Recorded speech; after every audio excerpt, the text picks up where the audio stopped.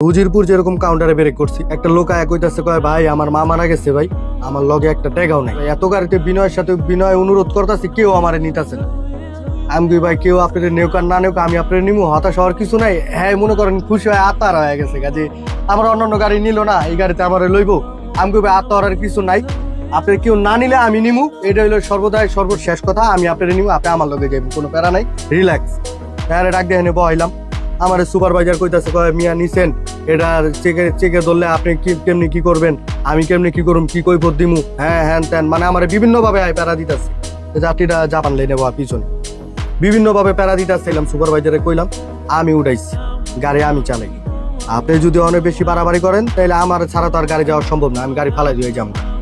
একজন লোক আমার ভালো লাগছে আমি নিছি, আপনি এতক্ষণ ধরে যাইতেছেন, লোকটা কেমনে যাবো কিভাবে যাইবো, আজকে এর জায়গায় তো আপনিও থাকতে পারতেন, আমিও থাকতে পারতাম, নিমু না। আমি যেহেতু গাড়ি চালাই, আমি এক গাড়িতে যাবো না, অবশ্যই যাওয়ার অধিকার রাখি। একজন মানুষের কাছে টাকা না থাকলে সে কি যেতে পারবো না, সে কি জায়গায় রয়ে যাবো, আমি না নেই আরেকজন নিবো, আরেকজন নেয় না আমি নিছি, কি হয়েছে? যদি কোনো সমস্যা হয় তাহলে আপনি আমারে কন, তাইলে আমি আমারটা দেখতেছি। আর যদি কন না আপনার সমস্যা, তাহলে আপনি কন আমি গাড়ি তুলে জায়গা।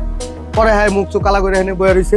টাকাটা পার হওয়ার পরে বিরতি দিলাম, বিরতি দেওয়ার পরে মনে করেন আপনার গিয়া লাম্মিমে, হোটেল লাম্মিমে বিরতি দেওয়ার পরে যেরকম কইতাছে চেকে যে এটা কোনোভাবেই ছাড়ুম না, ওই যাত্রীরে ভিডিও করলো। পরে আমি কই ভিডিও করার দরকার নেই, আপনি একটা ওভার পাইছেন, একটা ওভার লেখা দেন। পরে এটার জন্য মনে করেন যেরকম আমার ডিউটি অফ হয়ে গেছে, আমার ফরিদপুর ডাকাইছে, বাচ্চু সাপ চিএম সাপ হয়েছে, বাচ্চু মহাদয়গণ। পরে যাওয়ানোর পরে হ্যাঁ মনে করেন কইতাছে, এটা আরাস তুমি যাত্রী উঠাইছো, কারে জিজ্ঞাসা করে উঠাইছো? আমি কই স্যার একটা যাত্রীর জন্য আপনার ফোন দিয়ে ডিস্টার্ব করুম, আপনি অলওয়েজ ব্যস্ত থাকেন স্যার, একটা যাত্রীর জন্য আমি আপনার ডিস্টার্ব, এই জন্য ভাবলাম যে স্যার জিজ্ঞাসা করলে হয়তো চেকে বললে আমি বলে দিমুনি। তা আমি একটা যাত্রীর জন্য স্যার, আপনি এত বড় একটা পরিবহন সেকশনের জিএম, আপনি স্যার বিভিন্ন কাজে ব্যস্ত থাকেন, এই কারণে স্যার আমি আর আপনার ডিস্টার্ব করি নাই স্যার। আর যেহেতু আমি একটা ড্রাইভার, আমি একটা পরিবহন এসি গাড়ি চালাই, ভালো একটা গাড়ি চালাই স্যার, এটুকু অধিকার দাবি খাটাই যেরকম আমি নিছি, যে একজন লোক অন্তর্জ নিলে যে আমার কিছু হইব না, এই বিশ্বাস চিন্তা চেতনা থেকে আমি নিছি। পরে আমারে কইতাছে গাড়িটা কি তোমার?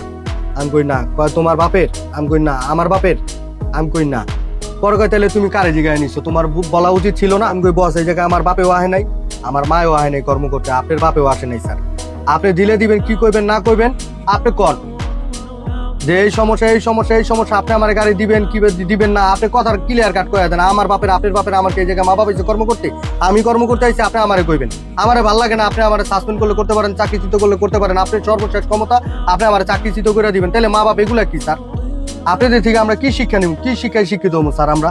আপনাদের আচার আচরণ যদি এরকম থাকে, আপনারা একজন শিক্ষিত লোক হয় স্যার, আপনি এত বড় একটা পরিবহন, এত বড় একটা গ্রুপের আপনি একজন জিএম, আপনি ঠিক আছে স্যার, এরকম কিছু আমরা